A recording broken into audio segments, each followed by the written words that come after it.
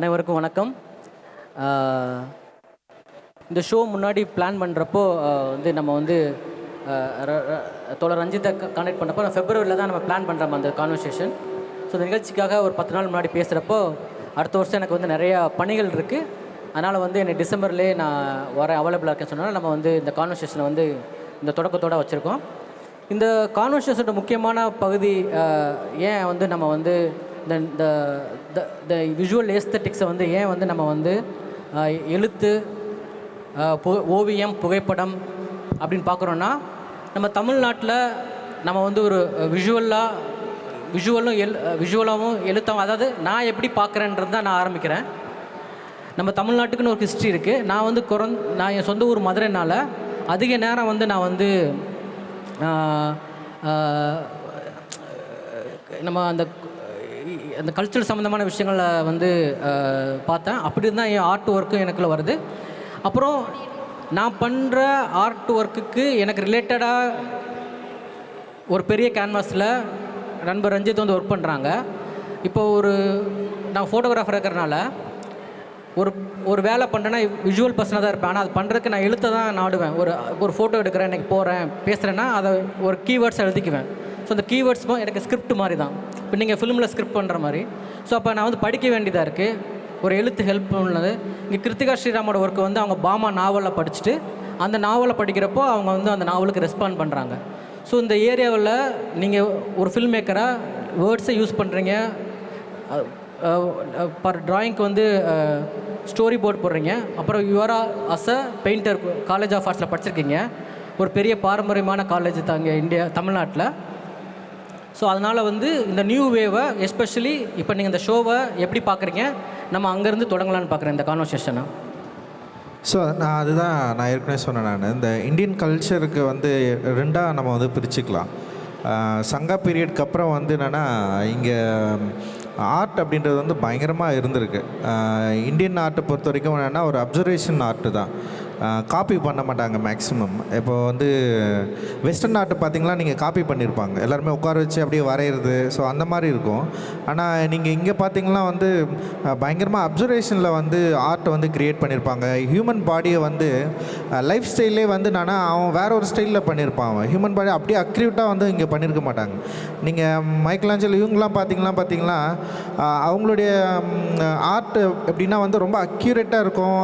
அந்த லைக் அந்த என்ன சொல்கிறது வெயின் அப்படியெல்லாம் பயங்கரமாக வரைஞ்சிருப்பாங்க. ஆனால் இந்தியன் ஆர்ட்டை பொறுத்த வரைக்கும் பார்த்திங்கன்னா அது என்னென்னா ஒரு ஹியூமன் பாடியை இல்லை ஒரு ஹியூமன் பாடியை எப்படி வந்து ஆர்டிஸ்ட் அண்டர்ஸ்டாண்ட் பண்ணானோ, அதுக்கப்புறம் வந்து அவன் என்ன வந்து அதுக்குள்ளே சொல்ல விரும்புகிறானோ அப்படி தான் வந்து வரைஞ்சிருப்பான். ஸோ பயங்கரமாக வேறு ஒரு லெவலில் இருக்கும். ஒரு அப்சர்வேஷன் தான் இங்கே முழுக்கவே. லைஃப்லேருந்து நம்ம என்ன எடுத்துக்கிட்டோம், அதை எப்படி சொல்ல போகிறோன்னு சொல்லிட்டு அப்படி தான் இங்கே ஆர்ட்டே வந்து ஸ்டார்ட் ஆச்சு. ஆனால் அதுக்கப்புறம் என்னென்னா ஆர்ட் வந்து என்னென்னா ரிலீஜியஸ்குள்ளே வந்து போயிட்டு பயங்கரமாக உள்ளே சேர்ந்தது. ரிலீஜியஸும் ஆர்ட்டும் வந்து ஒன்று கலந்தது. எப்படி லாங்குவேஜ் தமிழ் வந்து சங்க பீரியடுக்கு அப்புறம் வந்து என்ன சொல்கிறது பக்தி இலக்கியங்கள் எந்த அளவுக்கு ஸ்ட்ராங்காக மாறிச்சோ அந்தளவுக்கு இங்கே இருக்கிற ட்ராயிங்ஸ்லேருந்து ஸ்கல்ப்சர்ஸ்லேருந்து எல்லாமே என்னென்னா பக்தி இலக்கியங்களோடு சேர்ந்து ஒரு மூமெண்ட்டை, ஒரு ரிலீஜியஸ் மூமெண்ட்டுக்குள்ளே வந்து எல்லாருமே வந்து போச்சு. அண்ட் வந்து மக்களோட ரொம்ப நெருக்கமாக இருந்தது இது எல்லாமே.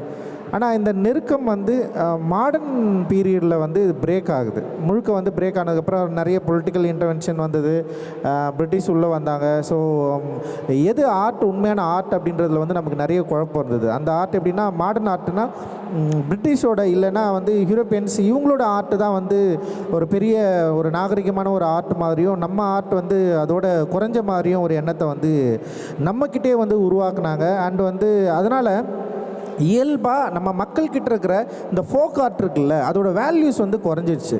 ஃபோக் ஆர்ட்டோட வேல்யூஸ் குறைஞ்சதுனால இப்போ நம்ம மக்கள் வந்து ஃபோக்லோரில் அவங்க வரைகிற ஓவியங்களாக இருக்கட்டும், அவங்க உருவாக்கின நிறைய என்ன சொல்கிறது இந்த கோயில் திருவிழாக்களில் பார்த்திங்கன்னா எக்கச்சக்க பொம்மைகள்லாம் இருக்கும். ஸோ இது எல்லாமே என்னென்னா வேல்யூஸ் இல்லாமல் போயிடுச்சு. இந்த பொம்மைகளுக்கான ஒரு ஆர்ட், அதோட பின்னாடி இருந்த ஒரு ஆர்டிஸ்டிக்கான ஒரு தன்மை வந்து காலியானதுனால அந்த உருவாக்கின ஆர்டிஸ்ட்டுக்குமே வேல்யூ இல்லாமல் போயிடுச்சு. அந்த ஆர்டிஸ்ட்டை நம்ம மதிக்கிறதே இல்லாமல் போயிட்டோம். அவங்க வந்து என்னென்னா சும்மா ஏதோ வந்து அந்த கோயில் திருவிழாவுக்கு மட்டும் வரைஞ்சிட்டு போகிற ஒரு ஆட்களாகவும், இல்லை அந்த பொம்மைகளை உருவாக்கிட்டு போகிற ஆட்களாகவும், இல்லை திருவிழாக்களில் பாடுற கலைஞர்களை வந்து நம்ம ரொம்ப லோவாக யோசித்தோம். அவங்கள வந்து நம்ம வந்து இங்கே இப்போ நீங்கள் வெஸ்டர்னில் போய் பார்த்தீங்கன்னா அங்கே ஃபோக் ஆர்டிஸ்ட் இருக்கிற மரியாதையே வேறு லெவலில் இருக்கும். ஆனால் இங்கே பார்த்தீங்கன்னா ஃபோக் ஆர்டிஸ்டோட மரியாதை வந்து ரொம்ப லோவாக இருக்கும். அவங்க என்ன லெவல் ஆஃப் ஆர்டிஸ்ட்டாக இருந்தாலும் பரவாயில்ல, அவங்க வந்து ஓவியமாக இருக்கலாம், இல்லை பாடகர்களாக இருக்கலாம், இப்போது என்ன வேணாலும் இருக்கலாம். ஆனால் அவங்களுக்கான மதிப்பு வந்து ரொம்ப லோவாக இருக்கிறதுக்கான காரணம் மேட்டிமை தன்மை தான். ஒரு மேட்டிமையில் இருக்கிறப்போ, ஒரு மேட்டிமை தன்மையில் இருக்கிறப்போ அந்த ஆர்ட் வந்து பயங்கர ஹையாகவும், அதுக்கு கீழே இருக்கிற மக்கள் உருவாக்குற ஆர்ட் வந்து ரொம்ப லோவாகவும் நினைக்கிறதுனால ஆர்ட்டுக்கும் இங்கே இருக்கிற அடிப்படையான இந்திய ஆர்ட்டுன்னு சொல்கிறோம்ல, அது வந்து ரொம்ப எளிய மக்கள்கிட்ட தான் இருந்தது. அந்த எளிய மக்கள்கிட்ட இருக்கிறதுனால ஆர்ட்டை வந்து இவங்க வந்து மதிக்காததுனால என்ன ஆச்சுன்னா, இங்கே இருக்கிற ஒரு பொதுமக்களுக்கும் ஆர்ட்டுக்கும் வந்து ஒரு பெரிய கேப் வந்து உருவாகிடுச்சு. அந்த கேப்னால தான் நம்ம வந்து இங்கே இருக்கிற ஒரு சீரியஸ் லிட்ரேச்சரையும் சரி, சீரியஸ் ஆர்ட்டும் சரி, நம்ம வந்து மதிக்காமல் விட்டுட்டோம் அப்படின்ற மாதிரி எனக்கு வந்து தோணுது. ஸோ அது வந்து என்னென்னா, ஆஃப்டர் ஃப்ரீடமும் கண்டினியூ ஆச்சு. ஸ்டில் வந்து இப்போ இது வரைக்கும் அப்படி தான் இருந்துகிட்ருக்கு. ஸோ அந்த பிரேக் பண்ண தான் நம்ம இந்த மாதிரியான விஷயங்களை நம்ம பண்ணுறோன்னு நான் நினைக்கிறேன். இது வந்து இப்போ என்னுடைய திரைப்படத்தில் பார்த்திங்கன்னா, அடியன் கானமயில் குயிலேன்னு சொல்லிட்டு ஒரு ஃபோக் ஆர்ட்டை வந்து நான் ஒரு சாங் வந்து யூஸ் பண்ணியிருப்பேன். அந்த சாங்கோட வேல்யூ வந்து நமக்கு தெரியவே இல்லை. ஆனால் எனக்கு சின்ன வயசுலேருந்து அந்த சாங்கை கேட்டு ஒரு சாவுக்கு பாடுற பாடல் தான். அந்த ஆர்டிஸ்ட் பயங்கரமாக பாடுவார், பயங்கரமாக பர்ஃபார்ம் பண்ணுவார். அவர் செம்ம லெவல் பயங்கரமான ஆர்டிஸ்ட் அவர். ஆனால் அந்த ஆர்ட்டோட வேல்யூ நமக்கு தெரியவே இல்லை. அப்போ நான் என்ன பண்ணுறேன்னா, இலக்கியங்களை வாசிக்கிறேன், அதுக்கப்புறம் வந்து ஹீரோப்பின் ஆர்ட்டை வந்து அண்டர்ஸ்டாண்ட் பண்ணுறேன். அப்புறம் வந்து வேர்ல்ட் லெவலில் சினிமாஸ் எப்படி வந்து பண்ணுறாங்கன்னு யோசிக்கிறப்போ, அப்போ அவங்க பண்ணுற ஒரு குவாலிட்டி ஆஃப் ஆர்ட்டை பற்றி அவங்க பேசுகிறாங்களே, அந்த குவாலிட்டி ஆஃப் ஆர்ட்டை வந்து நான் என் தெருவில் சாவுக்கு பாடுற ஒரு தாத்தா கிட்ட வந்து நான் வந்து பார்த்தேன். பயங்கர பியூராக இருந்தது. அதோட எளிமை வந்து ஆர்ட்டோட பீக்காக இருந்தது. அந்த பீக்கை வந்து என்னால் வந்து புரிஞ்சிக்க முடிஞ்சது. ஸோ அப்போ நான் என்ன பண்ணுறேன்னா, அதை வந்து மக்கள்கிட்ட கொண்டு போய் சேர்க்கணும் அப்படின்னு ட்ரை பண்ணுறப்போ, என்னுடைய அட்டகத்தி படத்தில் அடியே கானமயில் குயிலேன்னு சொல்லிட்டு ஒரு பாட்டை வந்து அந்த பாடகரையே வச்சு நான் வந்து பாட வைக்கிறேன். அப்புறம் ட்ரம்ஸ் மியூசிக்கை வந்து யூஸ் பண்ணுறேன், பறையை வந்து யூஸ் பண்ணுறேன். அது வந்து பெரிய லெவலில் வந்து ரீச் ஆகுது. மக்களுக்கு வந்து ரொம்ப பிடிச்சிருந்தது. ஸோ இதுக்கு முன்னாடி வந்து இது மக்களுக்கு பிடிக்குமா பிடிக்காதா அப்படின்ற ஒரு பிரச்சனை எல்லாருக்குமே இருந்தது. காரணம் என்னன்னா, நம்ம மைண்டில் இருக்கிற இந்த ஹையரார்கி அண்ட் மேட்டிமை தன்மை தான். மேட்டிமை என்னென்னா வெளியிலிருந்து வருது, இல்லை வந்து ஒரு ஹையர் லெவலில் நடக்கிற ஒரு, இல்லைன்னா ஒற்றுக்கொள்ளப்பட்ட ஆர்ட்டுன்னு கூட சொல்லலாம். இப்போ நீங்கள் வந்து கிளாசிக் மியூசிக்கை பார்த்தீங்கன்னா வந்து சபாக்களில் நடக்கிறது கூட ஏற்றுக்கொள்ளப்பட்ட குறிப்பாக இங்கே ஆட்சி செய்யப்பட்ட கலனியல் சிஸ்டத்தால் ஒத்துக்கொள்ளப்பட்ட ஆர்ட். அது எல்லாமே அப்படி அவர்களை ரீச் பண்ணாமல் ஆர்ட் வந்து நிறைய நம்முடைய கிராமங்கள் இருக்குல்ல, அந்த ஆர்ட்டுக்கான வேல்யூ இல்லாமல் போச்சு. இப்போ அதை நம்ம என்ன பண்ணுறோன்னா, ரீக்ளைம் பண்ணி நம்ம வந்து இதோட அந்த பியூரிஸ்டிக்கான ஒரு ஆர்ட்டை, மக்களுடைய ஆர்ட்டை, இதோட வேல்யூஸை நமக்கு தெரியாத நம்ம என்ன கவனிக்காமல் விட்டுட்டோம். அந்த கவனிப்பை மக்கள்கிட்ட கொண்டு போய் சேர்க்க வேண்டிய வேலையை தான் நம்ம வந்து செஞ்சிட்ருக்குறோம் அப்படின்னு நான் நினைக்கிறேன். ஸோ அப்படி தான் நான் வந்து இப்போ வந்து என்னென்னா, இப்போ நமக்கான வேலை என்னென்னா, அந்த ஆர்ட்டோட மதிப்பை மக்கள்கிட்ட கொண்டு போய் சேர்க்கணும். அப்படி சேர்த்துட்டு அவங்க கொண்டாட ஆரம்பிச்சிருவாங்கன்னு நான் நினைக்கிறேன். நான் அப்படி கொண்டாடுற ஒரு காலகட்டமாக இது இருக்கிறதா நான் பார்க்குறேன். ஓகே ரஞ்சித், இப்போ பேசுகிறப்ப கூட நீங்கள் இதில் உங்கள் இந்த ஃபோட்டோகிராஃபி வந்து உங்களுக்குள்ள எப்படி வந்துச்சு? நீங்கள் நேஷனல் ஜியோகிராஃபி, நானும் காலேஜில் படிக்கிறப்போ அப்படி தான் ஃபோட்டோகிராஃபி, நேஷனல் ஜியோகிராஃபி பார்த்து தான் ஃபஸ்ட் எனக்குள்ளே வந்தது. பட் நம்ம கொஞ்சம் டீட்டெயிலாக இன்றைக்கி 12 பேர் ஆர்டிஸ்ட் பார்த்தோம்ல, இங்கே வந்து சென்னை ஓவியக் கல்லூரிக்குன்னு ஒரு பெரிய மூவ்மெண்ட் இருக்குது, லிட்ரேச்சருக்குன்னு ஒரு மூவ்மெண்ட் சங்க காலத்தில் சொல்கிற மாதிரி. இப்போது உங்களுக்கும் ஃபோட்டோகிராஃபிக்கு என்ன தொடர்பு? அப்புறம் இந்த 12 ஆர்டிஸ்ட்டில் என்ன மாதிரி நீங்கள் பார்க்குறீங்க? சரி, நான் முதல்ல வந்து லைப்ரரி போனதே வந்து படம் வரைகிறதுக்கு பொம்மைங்களை தேட தான். நான் காலேஜ் ஆஃப் ஃபைன் ஆர்ட்ஸ் சேர்கிறதுக்கு முன்னாடி வந்து இப்போது நான் 8th 9th படிக்கிறப்போ வந்து நான் லைப்ரரி போக ஆரம்பித்தேன். அங்கே போனால் நான் என்ன பண்ணுவேன்னா வந்து உருவங்களை தேடுவேன், புகைப்படங்களை தேடி அதை ஏதாவது நல்ல ஃபோட்டோரைட் இருந்ததுன்னா அதை என்ன பண்ணுவேன்னா கிழிச்சி எடுத்துன்னு வந்துடுவேன். கொஞ்சம் சில மோசமான வேலைகள்லாம் பண்ணியிருக்கேன் சின்ன வயசில், ஐம் ரியலி சாரி. அந்த டைமில் நான் என்ன பண்ணுவேன்னா ஏன்னா நான் வரையணும், அதுதான் எனக்கு ரொம்ப முக்கியமானதாக இருந்தது ஃபஸ்ட்டு. அப்படி தான் நான் புத்தகங்களை பார்க்க ஆரம்பித்தேன், அப்படி தான் படிக்க ஆரம்பித்தேன். ஸோ அந்த மாதிரியான புகைப்படங்களை நான் பார்க்குறப்போ சில புகைப்படங்கள் வந்து என்ன அறியாமலே வந்து அதை என்ன சொல்கிறது, அதுக்குள்ளே அதோட ஃப்ரேம்ஸை, அதோட ஸ்டைலை, அதோட ஃபார்மை வந்து எனக்குள்ளே வந்து கொஞ்சம் கொஞ்சமாக நான் வந்து அதுக்குள்ளே பார்க்க ஆரம்பித்தேன்னு நான் நினைக்கிறேன். ஏன்னா வரைகிறது அப்படின்றது ஒரு முக்கியமான வேலைன்றதுனால அந்த ட்ராயிங்கை பண்ணுறப்போ அந்த முகங்களை, அந்த கண்களை, அந்த ஃபார்மை வந்து நான் நிறைய பார்த்து எனக்கு என்னென்னா படம் வரைகிறத விட படம் பார்க்குறது ஒரு டைமுக்கு அப்புறம் ரொம்ப பிடிச்சிச்சு. ஸோ அப்படி தான் வந்து நான் வந்து ஃபோட்டோகிராஃபியை வந்து நான் பார்க்க ஆரம்பித்தேன். ஸோ ஃபோட்டோகிராஃபியை பார்க்க ஆரம்பித்ததுக்கப்புறம் இப்போ நேஷ்னல் ஜியோகிராஃபி மாதிரியான புத்தகங்களை வந்து பார்க்க ஆரம்பித்ததுக்கப்புறம் நிறைய எனக்கு பொலிட்டிக்கலாக கொஞ்சம் ஆர்வம் இருந்ததுனால அரசியலோடு தொடர்புடைய நிறைய ஒரு ரெவல்யூஷனரி கிரியேட் பண்ண நிறைய ஃபோட்டோஸில் வந்து நான் வந்து பார்க்க ஆரம்பித்தேன். அதோட போர்ட்ரேட்ஸ், முக்கியமான நிறைய ஒரு இம்பார்ட்டண்டான போர்ட்ரேட்ஸை நான் பார்க்க ஆரம்பித்தேன். ஸோ இது எல்லாமே பார்க்குறப்போ வந்து ஃபோட்டோகிராஃபியோட என்ன சொல்கிறது, ஒரு லெவலு, ஃபோட்டோகிராஃபி எப்படி வந்து உருவாக்கப்படுது, அதோட தன்மை என்ன, ஸோ அதோட நேரம், பொழுது, அதில் சொல்லப்படுற கதை, அதோட பேக்ட்ராப்பில் இருக்கிற எல்லா விஷயத்தையும் வந்து நான் கொஞ்சம் வந்து ஃபோட்டோகிராஃபினூடாவே வந்து அப்படியே பார்க்க ஆரம்பிக்கிறேன். ஸோ சில ஃபோட்டோகிராஃபியை பற்றி சீரியஸ் லிட்ரேச்சர் இதழ்களில் வந்து ரொம்ப தீவிரமாக நிறைய பேர் வந்து எழுதியிருக்காங்க. ஸோ அப்படி அதை எழுதுனதை வாசிச்சுட்டு திரும்ப அந்த ஃபோட்டோகிராஃபியை பார்க்குறப்போ எனக்கு வந்து புதிய கதைகள் வந்து அந்த ஃபோட்டோகிராஃபியில் வந்து என்னால் பார்க்க முடிஞ்சுது. ஸோ அப்படி தான் நான் ஃபோட்டோகிராஃபிக்குள்ளே போனேன். பட் ஆனால் எனக்கு என்னென்னா ரொம்ப ரொமான்டிசைஸ் பண்ண ஃபோட்டோகிராஃபிகளை விட ஸ்ட்ரீட் ஃபோட்டோகிராஃபி வந்து எனக்கு ரொம்ப பிடிச்சிருந்தது. ஸ்ட்ரீட் ஃபோட்டோகிராஃபிஸை வந்து நான் நிறைய பார்க்க ஆரம்பித்தேன். ஸ்ட்ரீட் ஃபோட்டோகிராஃபியில் இருக்கிற லைஃப் வந்து ரொம்ப பயங்கரமாக இருந்தது. குறிப்பாக சபால்டன்ஸ் ஏரியாவில் வந்து அவங்க பண்ணப்பட்ட அந்த ஃபோட்டோகிராஃப்ஸ் நிறைய நான் வந்து தேடி பார்த்தேன். அப்படி பார்க்குறப்ப நான் என்ன பண்ணேன்னா, ஃபோட்டோகிராஃபியை எப்படி ரெஃபரன்ஸ் எடுத்துக்கிட்டேன்னா, என்னுடைய திரைப்படங்கள் இப்போ நீங்கள் அட்டக்கத்தி நான் ஒரு படம் எடுத்தேன். அதில் வந்து ஒரு பஸ் ஸ்டாண்ட் சீக்வன்ஸ் நான் பண்ணுறேன்னு வச்சிங்களேன், நிறைய பஸ் ஸ்டாண்ட் ஃபோட்டோகிராஃபிஸை வந்து நான் எடுத்து வச்சுப்பேன். நான் பஸ் ஸ்டாண்ட் ஃபோட்டோகிராஃபிஸ் எல்லாத்தையும் எடுத்து காட்சிப்படுத்திட்டு நான் இந்த மாதிரி ஃப்ரேமை உருவாக்க நான் வந்து ட்ரை பண்ணியிருக்கேன். ஸோ அப்படி வந்து ஃபோட்டோகிராஃபி வந்து என்னோடய லைஃப்பில் பயங்கர இன்ஃப்ளூயன்ஸ் பண்ணிச்சு. அண்ட் வந்து அதுக்கப்புறம் நிறைய ஃபோட்டோகிராஃபிஸ் என்ன சொல்கிறது, இன்டர்நேஷ்னலாக அண்ட் வந்து இந்தியன் லெவலில் லைக் ஜெய்சிங்கோடைய வந்து அவருடைய நர்மதா அந்த ட்ராவலில் வந்து அவர் எடுத்த ஃபோட்டோகிராஃபில் ரொம்ப ரொம்ப முக்கியமான ஃபோட்டோகிராஃபியாக நான் வந்து பார்க்குறேன். ஸோ இப்படி நான் நிறைய பார்த்துட்டே இருந்தப்போ சென்னையில் இந்த மாதிரி ஷோஸ் வந்து நடத்தணும், சென்னையில் இப்படி வந்து பார்க்கணும், இந்த மாதிரி நிறைய ஃபோட்டோகிராஃப்ஸை வந்து உருவாக்கணும் அப்படின்ற மாதிரி எனக்கு ஒரு ஆர்வம் இருந்தது. அப்படி தான் நாங்கள் வந்து அதை தான் கேட்கலான்னு நினச்சிருந்தேன். ஸோ உடவா நீங்கள் பேசியிருந்தீங்க, எங்கேயோ அமெரிக்கா போனப்போ ஒரு வேலை நிமித்தம் போனப்போ அங்கே எக்ஸிபிஷன் பார்த்தீங்க. அங்கே ஃபுல்லாக வந்து மைக்கை போட்டு சாரி அப்போது அங்கே வந்து ஃபுல்லாக வந்து ஒரு ஃபிலிம் ஃபெஸ்டிவலுக்காக அமெரிக்கா போனப்போ அங்கே ஒரு கேலரியில் வந்து பிளாக் ஹிஸ்ட்ரியோட எக்ஸிபிஷனை பார்த்ததுக்கப்புறம் தான் நான் வந்து நம்ம வேலை வந்து படம் எடுக்கிற மட்டும் வேலை கிடையாது, இப்போ ஆல்ரெடி வந்து அவங்க வந்து இசைக்குழு வச்சுருக்காங்க, அப்புறம் வந்து நீலம் பதிப்பகம் வச்சுருக்காங்க, நீலம் ப்ரொடக்ஷன் மூலமாக படங்கள் பண்ணுறாங்க. ஸோ இப்போ இங்கே பேசுகிறப்ப கூட சொன்னீங்க மக்கள் அந்த ஆர்ட்டை கொண்டு போகிற இடைவெளி இங்கே பேச கூட சொன்னீங்கல்ல. ஸோ அந்த ஐடியா எப்படி உங்களுக்கு வந்து அந்த ஃபோட்டோ? அதுதான் நான் என்ன சொல்கிறேன்னா, இப்போ எனக்கு இது ஒரு பேசிக்காக ஒரு ஆர்டிஸ்ட்டாக எனக்கு இருக்கிற விருப்பங்கள் தான் இதெல்லாம். ஒரு புகைப்படத்தை பார்க்குறப்போ, இல்லை ஒரு படத்தை பார்க்குறப்போ, இல்லை ஒரு மியூசிக்கை கேட்குறப்போ, ஒரு ஆர்டிஸ்ட்டாக எனக்கு அதுக்குள்ளே ஒரு கனெக்ஷன் இருக்குது. பட் ஒரு கல்ச்சுரலாக ஒரு இந்தியன் ஒரு மனிதனாக, இங்கே இருக்கிற இந்தியன் குடிமகனாக எனக்கு பல கேள்விகள் இருக்குது. இந்த சொசைட்டி பற்றி, இந்த ஸ்ட்ரக்சரை பற்றி, ஏன் இவ்வளோ டிவைட் இருக்குது, என்ன இங்கே நடந்துகிட்ருக்கு அப்படின்னு பொலிட்டிக்கலாக நிறைய கேள்விகளுக்கான பதில்களை வந்து நான் வந்து பாபாசாஹேப் அம்பேத்கர் வாசிக்கிறப்ப தான் நான் நிறைய தெரிஞ்சுக்கிட்டேன்.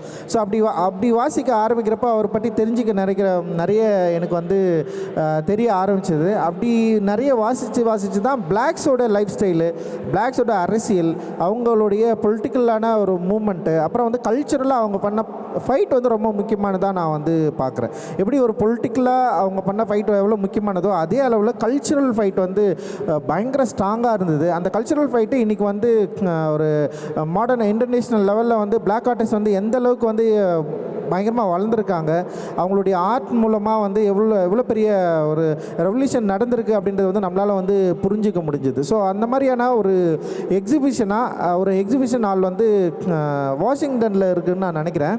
ஸோ நான் அமெரிக்கா போகிறப்போ அந்த எக்ஸிபிட் ஹாலில் உள்ளே போனேன். உள்ளே போயிட்டு வெளியே வரப்போ வந்து பயங்கர எமோஷ்னலாக தான் நான் வெளியே வந்தேன். அவங்க டாக்குமெண்டேஷன் எவ்வளோ முக்கியம், டாக்குமெண்டேஷனில் லைக் வந்து அதில் வந்து எல்லா வேல்யூஸும் இருந்தது. லைக் வந்து அவங்க வாங்கின முதல் சூப்பரான ஒரு கார் முதல் கொண்டு இருந்தது அதில். அதுதான் பயங்கர முக்கியமாக இருந்தது.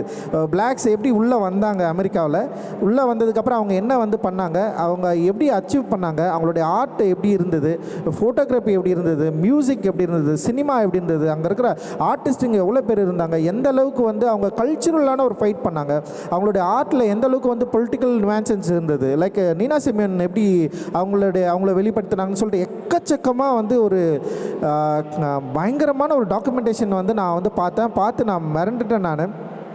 ஸோ அந்த மாதிரி ஏன் நம்ம வந்து இந்தியாவில் வந்து ஸ்டார்ட் பண்ணக்கூடாது, குறிப்பாக தமிழ்நாட்டில் ஸ்டார்ட் பண்ணக்கூடாதுன்னு தான் நான் வந்து சில விஷயங்களை வந்து இங்கே ட்ரை பண்ணோம். ஏப்ரல் மாதத்தில் பாபா அம்பேத்கர் பிறந்தநாளை ஒட்டி இங்கே வந்து தலித் ஹிஸ்ட்ரி மந்த்னு சொல்லிட்டு வந்து நாங்கள் ஒரு மூமெண்ட்டை வந்து ஸ்டார்ட் பண்ணுறோம். ஸோ அதில் வந்து மியூசிக் ஃபெஸ்டிவல் அண்ட் வந்து தியேட்டர் ஃபெஸ்டிவல் அண்ட் வந்து இந்த மாதிரி ஃபோட்டோகிராஃபி எக்ஸிபிட் இது எல்லாமே வந்து பண்ணலான்னு சொல்லிட்டு கலெக்டிவாக ஃபிலிம் ஃபெஸ்டிவல் எல்லாமே வந்து நாங்கள் வந்து ஸ்டார்ட் பண்ணோம். அப்போ தான் வந்து ஜெய்சிங்கை நான் வந்து மீட் பண்ணேன். ஸோ ஜெய்சிங்கை மீட் பண்ணி ஸோ இந்த கான்செப்டில் இப்படி ஒரு ஐடியாலஜியில் யாரெல்லாம் இங்கே வந்து ஆர்டிஸ்ட் இருக்காங்க, எப்படி அவங்க ஃபோட்டோகிராஃபி பண்ணுறாங்க, ஸோ இது எல்லாமே நம்ம கலெக்ட் பண்ணி வந்து ஒரு ஷோ பண்ணலான்னு சொல்லிட்டு அவருக்கு நான் வந்து ஃபர்ஸ்ட் டைம் நான் வந்து கேட்டேன். ஸோ அப்படி ஆரம்பித்தது தான் ஜெய்சிங்கும் எனக்குமான ஒரு உறவு. அதுக்கு முன்னாடியே அவரை நான் என் ஃபர்ஸ்ட் ஃபிலிமில் சினிமாட்டோகிராஃபி பண்ண கூப்பிட்டேன். நான் அவர் நீங்கள் வாங்க சினிமாட்டோகிராஃபி பண்ணுங்கன்னு கூப்பிட்டேன். ஆனால் அவர் வந்து வரல. ஆமாம், அவர் வந்து அந்த நர்மதா அந்த அதுக்கு வந்து அவர் போயிட்டு நான் ட்ராவல் பண்ண போகிறேன், ஃபோட்டோகிராஃபி தான் ரொம்ப முக்கியம்னு அவர் வந்து போயிட்டார். அப்போ யோசித்தேன் நான், என்னடா அவன் சினிமாட்டோகிராஃபி பண்ண கூப்பிட்றோம் அப்போயே வராமல் வந்து ஃபோட்டோகிராஃபி பண்ண போகிறாரு அப்படின்ற மாதிரி நான் யோசித்தேன் நான்.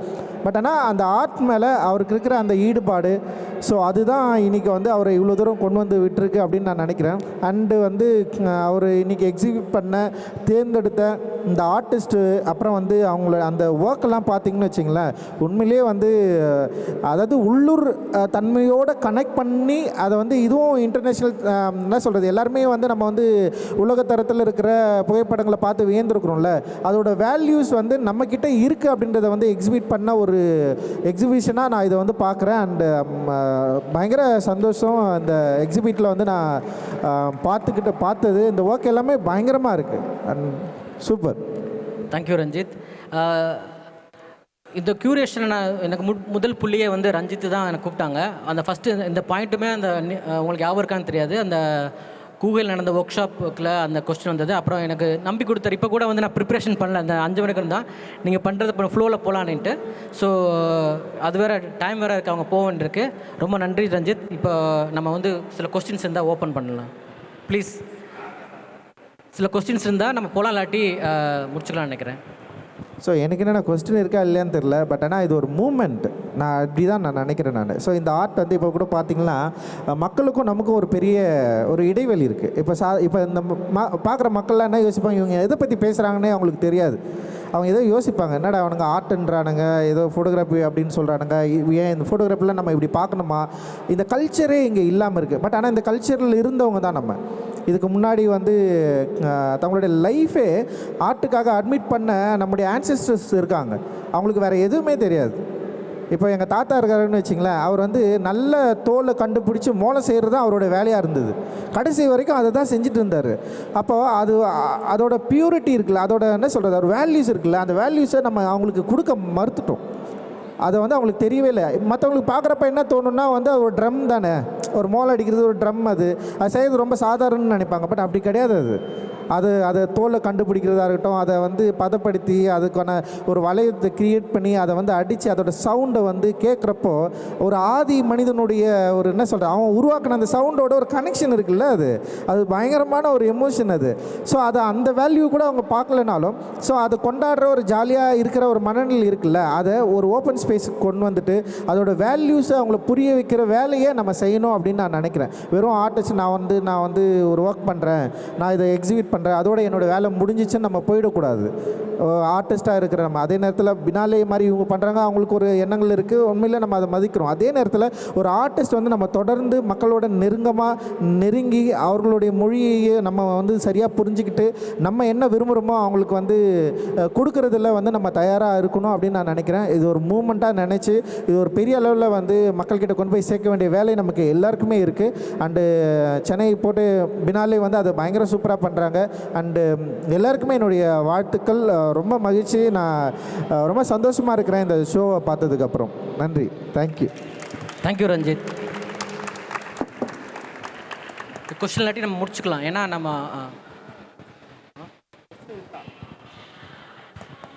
ஒரே ஒரு சரி சார், அந்த இடைவெளி சொன்னீங்க, பொதுமக்களுக்கு வந்துட்டு ஆர்ட் பற்றின விழிப்புணர்வு அந்தளவுக்கு இல்லை அப்படின்னு சொல்லிட்டு, இது எப்படி வந்துட்டு நம்ம ஸ்கூல் பள்ளிக்கூடத்துலேருந்து இது வந்துட்டு கொண்டு வரணும்னு நினைக்கிறீங்களா? ஒரு பாடமாகவே மேபி ஆர்ட் வந்துட்டு கொண்டு வரலாமா, எப்படி இது இன்னும் சரி அதுதான் உண்மையிலே பள்ளிக்கூடத்துலேருந்து கொண்டு வரணும். ஏன்னா எங்கள் ஸ்கூலில் வரைஞ்சா முதல்ல டீச்சர் தான் திட்டுவாங்க, ஏன் வரைகிற நீன்னு சொல்லி. பாடுற ஒரு பையனை வந்து நீ எதுக்கு பாடிட்டு இருக்கிற அப்படின்னு சொல்லுவாங்க. ஸோ முதல்ல நம்ம டீச்சர்ஸ்க்கு சொல்லி தரணும். தமிழ்நாடு பாடநூல் கழகம் இருக்காங்கல்ல, லைக் நமக்குள்ளே இருக்கிற அந்த கல்வி அமைப்பு இருக்குல்ல, அந்த கல்வி அமைப்பு டீச்சர்ஸ்க்கு முதல்ல பையன் பாடுறதும் எழுதுறதும் படிக்கிறதும் எல்லாமே வந்து ஒரு சேர்ந்த ஒரு ஒரு என்ன சொல்கிறது, ஒரு கல்வி தான் அது அப்படின்றது வந்து அவங்களுக்கு புரிய வச்சுட்டோன்னா, நம்ம வீட்டில் இப்போ எங்கள் அப்பா வந்து என்னை புரிஞ்சுக்கிட்டு எனக்கு கலர்லாம் வாங்கி கொடுத்தாரு. ஆனால் மற்ற அப்பாக்கள் அப்படி இல்லைல்ல, அவங்க வந்து நீ எதுக்குடா கலர் வரையாதரா அப்படின்னு சொல்லி திட்டுவாங்கல்ல, போய் படிடான்னு சொல்லுவாங்கள்ல. ஸோ இதுதான் அப்போ ஆர்ட்டை வேல்யூ பண்ணல. நம்ம அதை வேல்யூ பண்ண நம்ம சொல்லிக் கொடுக்கணும் அப்படின்னா இங்கே வந்து நம்ம ஸ்ட்ரக்சர், நம்முடைய கல்வி நிறுவனங்கள், அப்புறம் வந்து இங்கே இருக்கிற அரசு, இது எல்லாமே வந்து ஊக்குவிக்கிறப்போ இது வந்து இன்னும் அந்த இடைவெளி குறைவதற்கான வாய்ப்பு இருக்குது அப்படின்னு நான் நினைக்கிறேன். நான்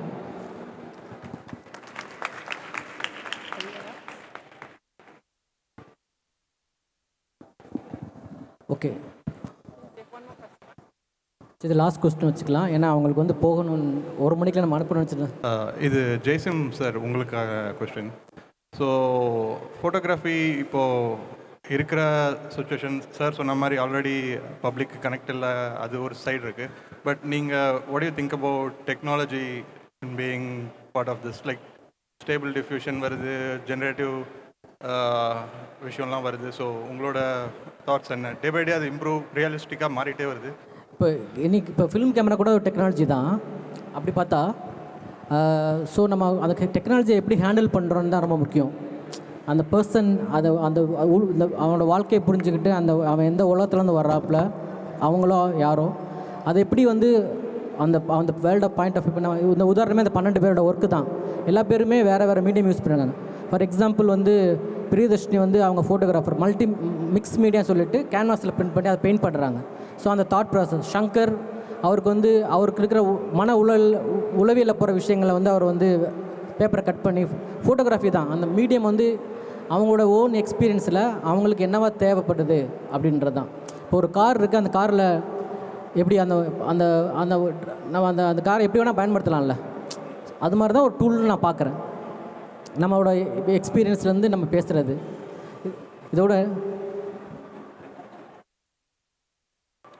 okay, thank you Ranjith, and thank you every one.